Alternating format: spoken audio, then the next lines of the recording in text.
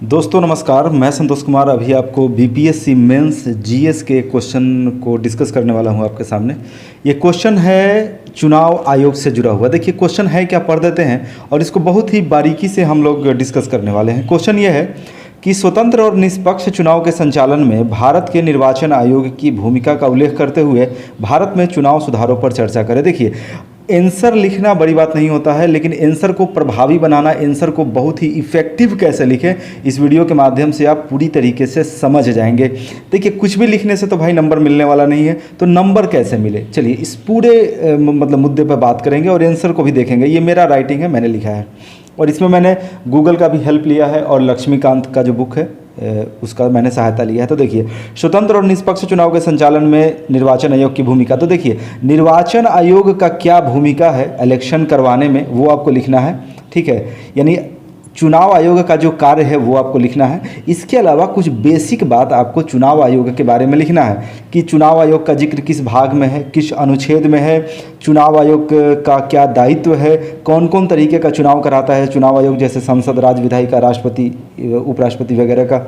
इसके अलावा निर्वाचन आयोग का पूरा स्ट्रक्चर क्या है, जैसे कि एक मुख्य और दो अन्य मुख्य निर्वाचन एक मुख्य निर्वाचन आयुक्त और दो अन्य निर्वाचन आयुक्त होते हैं। और निर्वाचन आयोग के जो सदस्य हैं 3 सदस्य, उनकी नियुक्ति कौन करते हैं। फिर इसके अलावा मैंने लिखा है राज्य निर्वाचन आयोग के बारे में थोड़ा सा जिक्र किया है। तो शुरुआत में मैंने एक भूमिका बनाया, कुछ मूलभूत बातों को लिखा मैंने निर्वाचन आयोग के बारे में। चलिए अब थोड़ा क्वेश्चन को एक बार फिर से देखिए दोस्तों। क्वेश्चन में लिखा हुआ है चुनाव सुधारों पर चर्चा करें। तो देखिए डायरेक्ट चुनाव सुधार पर नहीं आएंगे, हम बाद में लिखेंगे। तो सबसे पहले कुछ भूमिका मैंने लिखा, कुछ बेसिक और मूलभूत बातों को लिखा। अब हम थोड़ा सा दोस्तों यहाँ पर बात करेंगे चुनाव आयोग के कार्य को। तो चलिए इसको थोड़ा सा आगे स्लाइड कर देते हैं और जो चुनाव आयोग का जो कार्य है उसको आप देख सकते हैं अच्छे तरीके से। तो चलिए देखते हैं चुनाव आयोग का क्या क्या कार्य मैंने लिखा है। तो देखते हैं चुनाव आयोग का कार्य, देश में व राज्यों में संसद या विधायिका भंग होने की स्थिति में अपने तंत्र के माध्यम से चुनाव आयोग चुनाव करवाता है। तो देखिए तंत्र का क्या मतलब है, जब इलेक्शन का टाइम मतलब होता है उस समय चाहे वो पुलिस व्यवस्था हो या जो पारामिलिट्री व्यवस्था हो, वो कहीं ना कहीं निर्वाचन आयोग के अंडर कंट्रोल आ जाता है, तो वो उसका तंत्र हो गया। इसके अलावा बहुत सारे जो अधिकारी वगैरह हैं जैसे कि डीएम, एसडीएम, वो सब चुनाव आयोग के अंतर्गत ही काम करते हैं। चुनाव आयोग का बहुत सारा काम है, मतदाता सूची तैयार करना, वो तो आप भी लिख सकते हैं क्या क्या कार्य है। इसके अलावा अलग अलग क्षेत्रों के लिए मतदान की तारीख घोषणा करना कि कहाँ पर कब चुनाव होगा, ये तो यही करना है। अब देखिए एक ही दिन हर जगह तो मतदान होता नहीं है, क्योंकि सुरक्षा का थोड़ा मैटर हो जाएगा, इसलिए एक ही जगह पूरे देश में चुनाव नहीं होता है। जनरली सुरक्षा प्रबंधन का एक मुद्दा हो जाता है, क्योंकि उतना ज़्यादा फोर्सेस को एक साथ बुलाना पड़ेगा, सारी फोर्सेस को ही कहीं ना कहीं, तो इसलिए। चलिए इसके बाद है उम्मीदवारों की सूची जारी करना। इसके पहले उम्मीदवार चुनाव अधिकारी के सामने शपथ लेते हैं। तो देखिए जब उम्मीदवारों की जो सूची जारी होता है उसके पहले नामांकन वगैरह का जो प्रोसेस होता है, तो चुनाव अधिकारी के सामने शपथ लेना पड़ता है, ठीक है ना। चलिए आगे दोस्तों देखते हैं, थोड़ा सा इसको और स्लाइड कर देते हैं, बढ़िया से आप लोग देख सकते हैं। उम्मीदवार का दल अपने उम्मीदवार के पक्ष में सूची जारी होने, देखिए यहाँ पर दोस्तों हम ये बता रहे हैं कि चुनाव प्रचार को लेकर के, तो जब सूची जारी हुआ उस समय से लेकर के सूची जो जारी किया इलेक्शन कमीशन कि फ़लाना क्षेत्र में फ़लाना लोग इलेक्शन लड़ेंगे, तो उस समय से लेके इलेक्शन ख़त्म होने के 48 घंटे पहले तक जो भी उम्मीदवार का दल है वो अपने उम्मीदवार के पक्ष में चुनाव प्रचार करेगा। चलिए अब आगे कुछ और देख रहे हैं, हम लोग चुनाव आयोग के कार्यों को देख रहे हैं, ठीक ना। कोई भी सार्वजनिक स्थल है जैसे कि स्कूल, सामुदायिक भवन, वहीं पर तो चुनाव होता है। और एक चीज़ और, 2 किलोमीटर से ज़्यादा दूर मतदाता का घर ना हो, इसको भी ध्यान रखता है और साथ ही चुनाव आयोग, और साथ ही साथ 1500 से ज़्यादा मतदाता ना हो एक केंद्र पर, इसकी भी जिम्मेदारी चुनाव आयोग का ही होता है। चुनाव पर्यवेक्षकों की नियुक्ति भी की जाती है, ठीक है। पारदर्शिता के लिए एक मीडिया को मतलब कहा जाता है कि ठीक है भाई आप आओ और आप यहाँ का ये कीजिए। चलिए दोस्तों कुछ आगे देखते हैं। तो मीडिया को बुलाया जाता है कि आप लोग आइए चुनावी दृश्यों को दिखाइए। हालांकि मतदान तो गुप्त होता है, लेकिन बाहर में जो भी गतिविधियाँ चल रही हैं, चाहे वो वोटिंग के समय या काउंटिंग के समय, वो मीडिया को बुलाया जाता है कि दिखाइए, ताकि पारदर्शिता हो। प्रत्येक मतदान केंद्र से बैलेट बॉक्स, ईवीएम जो भी हो उसको सुरक्षित स्थल तक पहुँचाना निर्वाचन आयोग की जिम्मेदारी है। अलग अलग चुनाव अधिकारी अलग अलग क्षेत्रों में चुनाव आदि की घोषणा करते हैं। तो देखिए दोस्तों, अभी तक हमने बात किया चुनाव आयोग का क्या कार्य है, वो आप अपने मन से भी कुछ भी लिख सकते हैं, आपको जनरल पता ही है, ठीक है। चलिए, इसके बाद दोस्तों आंसर को मैंने इफेक्टिव बनाने के लिए यहाँ पर कुछ समितियों का जिक्र किया है। देखिए, आंसर तो सब कोई लिख देगा कुछ ना कुछ, लेकिन आंसर कैसे प्रभावी हो, आपको ज़्यादा से ज़्यादा नंबर कैसे आए, तो कुछ कमिटी, कुछ समितियों का मैंने नाम लिखा है। जैसे ताराकुंडे, दिनेश गोस्वामी, वीरप्पा मोइली, विधि आयोग, चुनाव आयोग नाम का भी एक समिति बना। ऐसे समितियों ने बहुत सारा अभी तक सुझाव दिया और उन सुझावों की वजह से बहुत सारा संशोधन भी हुआ, बहुत सारा सुधार भी हुआ। भाग 15 में भी इवेंट सुधार हुआ है। जनप्रतिनिधि अधिनियम 1950 से 51 में भी कुछ संशोधन हुआ है, ठीक है ना। तो चलिए, अब आगे हम क्या बात करेंगे दोस्तों, थोड़ा सा इसको समझिए। आगे दोस्तों हम बात करने वाले हैं कि अभी तक क्या क्या सुधार हुआ है, और उसके बाद दोस्तों हम फिर लास्ट में देखेंगे कि क्या क्या सुधार होना चाहिए। चूँकि दोस्तों क्वेश्चन में ही लिखा हुआ था कि चुनाव सुधारों के बारे में चर्चा करें, तो सबसे पहले दोस्तों हम ये देखते हैं कि अभी तक क्या क्या सुधार हुए हैं। कुछ प्रमुख सुधारों को आप लिख दीजिए, फिर बाद में आपको लिखना होगा आगे की राह, और फिर लास्ट में निष्कर्ष। आंसर एकदम इफेक्टिव हो जाएगा, बहुत ही हाई क्लास आपका आंसर राइटिंग हो जाएगा इस क्वेश्चन के संदर्भ में। तो देखिए कौन कौन सा सुधार हुआ है, जरा उसको देखिए। 1988 में 61वां संविधान संशोधन के माध्यम से जो मतदान का उम्र है वो 21 से घटाकर 18 कर दिया गया है, ताकि ज़्यादा से ज़्यादा जो युवा है अपने विचारों को रख सके, ठीक ना। और क्या क्या सुधार हुआ है, तो मतदाता पहचान पत्र का निर्माण किया गया ताकि फर्जी मतदाता की पहचान हो सके। अब इसका कब किया गया, अब तारीख मुझे भी याद नहीं है, तो कोई ज़रूरी नहीं है कि हर चीज़ का तारीख ही और साल याद ही रखे, ईयर। चलिए आगे देखते हैं। ईवीएम से मतदान को शुरू कराना, जिससे कागजी मतदान में देरी व संशय को दूर किया जा सके।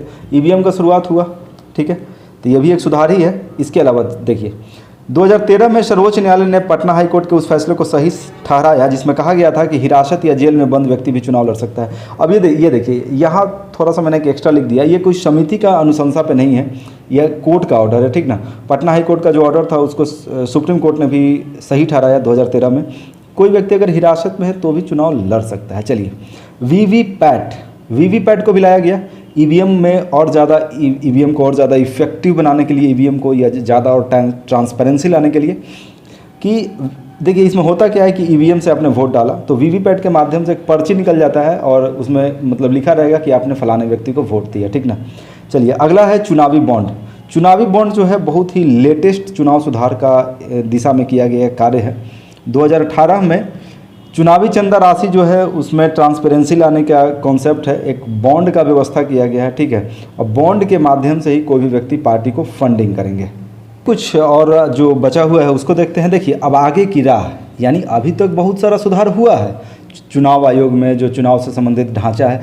अब आगे कौन कौन सा सुधार जरूरी है, आवश्यक है, उसको देखते हैं। चलिए, हमारे देश में अक्सर देखा जाता है कि कोई पार्टी अच्छा खासा वोट प्रतिशत लाने के बावजूद चुनाव हार जाता है। फर्स्ट पास्ट द पोस्ट व्यवस्था में कुछ सीमा तक परिवर्तन आवश्यक है। देखिए पहले आप समझिए दोस्तों कि फर्स्ट पास्ट द पोस्ट होता क्या है। जैसे कि मान लिया कि कोई राज्य है, जैसे कि उत्तर प्रदेश, एक पार्टी को आया वोट आपको 55%, एक पार्टी जो है उसको वोट है 46%, एक पार्टी को 35%, या इवन अगर पूरे राज्य में बात किया जाए तो एक पार्टी को पूरे राज्य में 28% वोट है और उसको एक भी सीट नहीं मिला, और एक पार्टी को 40% वोट है और उसको बहुत ज़्यादा सीट मिला। एक एग्जाम्पल है। तो first past the post system यही है, जिसको किसी भी विधानसभा क्षेत्र या संसदीय कोई क्षेत्र है वहाँ सबसे ज़्यादा जिसको मिल गया वो जीत गया। तो इस व्यवस्था पर कहीं ना कहीं एक क्वेश्चन मार्क है और इसमें संशोधन की कुछ ना कुछ आवश्यकता है। यही व्यवस्था फर्स्ट पास्ट द पोस्ट है। अगला, स्वैच्छिक मतदान के स्थान पर अनिवार्य मतदान किया जाए। देखिए हमारे देश में ऐसा देखा जाता है, खासतौर पे उत्तर भारत में ये ज़्यादा है या शहरी क्षेत्रों में ज़्यादा है कि लोग वोट ही कम देते हैं, 50-60% तक ही वोटिंग होता है, जबकि नॉर्थ ईस्ट में बहुत ज़्यादा है। तो स्वैच्छिक मतदान के स्थान पर अनिवार्य मतदान होना चाहिए। ये मैं लिख रहा हूँ कि क्या क्या और सुधार करना चाहिए। चलिए, एक देश एक चुनाव, यानी एक ही साथ पूरे देश का चुनाव हो जाए, विधानसभा, पंचायत, हर स्तर का चुनाव, क्योंकि बार बार चुनाव मतलब होने से पैसे का बार बार खर्च होता है, चुनावी भ्रष्टाचार भी कहीं ना कहीं बढ़ता है, और देखिए चुनाव लगता है, आचार संहिता होता है, तो बहुत सारी जो कार्य हैं उसमें बाधाएं पड़ जाती हैं। तो इसलिए बहुत ज़्यादा ये प्रभावी है एक देश एक चुनाव। चलिए, इसके अलावा और क्या होना चाहिए, तो धनबल, शराब आदि के दबाव में वोट दिलवाया जाता है। ऐसे जो प्रक्रियाएं हैं, ऐसा जो भी हो रहा है उस पर कड़ा प्रतिबंध लगना चाहिए। इसके बाद चलिए दोस्तों थोड़ा सा इसको आगे बढ़ा देते हैं और आगे कुछ और देखते हैं। पेड न्यूज़ और फेक न्यूज़ से जुड़ा हुआ। देखिए पेड न्यूज़ और फेक न्यूज़ पर नियंत्रण आवश्यक है। क्योंकि ऐसी खबरें एक विशेष पार्टी को कहीं ना कहीं सपोर्ट करता है या एक विशेष पार्टी के खिलाफ रहता है, आप समझ सकते हैं।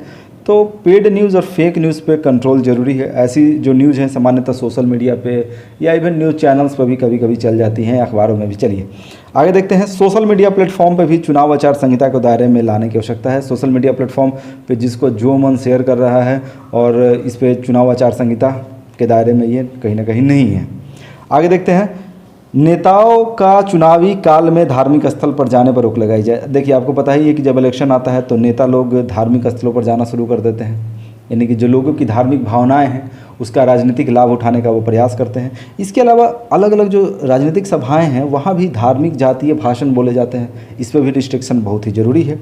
चलिए आगे अब हम देखते हैं दोस्तों, इसको और स्लाइड कर दिए आगे। सत्ताधारी पार्टी जो है चुनाव के समय सरकारी मशीनरियों का कहीं ना कहीं दुरुपयोग करने का प्रयास करता है, ठीक है, ये एक सच्चाई है। इस पर भी रोक लगना चाहिए, चाहे वो विधानसभा चुनाव हो या लोकसभा चुनाव। तो मैंने दोस्तों अभी तक क्या किया, सबसे पहले कुछ बेसिक बात को लिखा, इलेक्शन से जुड़ा हुआ, इलेक्शन कमीशन से जुड़ा हुआ, फिर इलेक्शन कमीशन का कार्य को मैंने लिखा, फिर अब तक क्या क्या सुधार है वो लिखा और क्या सुधार होना चाहिए उसको लिखा। चलिए निष्कर्ष लास्ट में देखिए, अलग अलग समय काल पे बहुत सारे समिति report even high court supreme court के फैसलों से सुधार हुआ है, लेकिन अभी भी भाग 15 और जनप्रतिनिधि जो अधिनियम है 1950-51 उसमें बहुत ज़्यादा सुधार की आवश्यकता है।